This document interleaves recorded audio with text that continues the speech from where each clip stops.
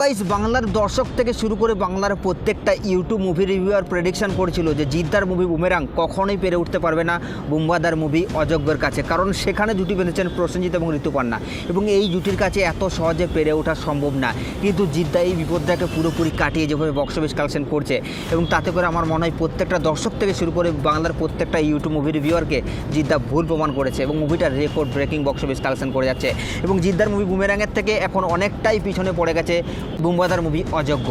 তো guys বুম্বাদার movie অযোগ্য তার 4 দিনে এসে বক্স অফিস কালেকশন করছে 32 লক্ষ টাকার মতো এবং টোটাল মুভিটা 4 দিনে বক্স অফিস কালেকশন করেছে 1,48,00,000 টাকা। যদিও মুভিটা record breaking box office collection করে যাচ্ছে, তারপরে কিন্তু বুমেরাংয়ের থেকে অনেকটা পেছিয়ে।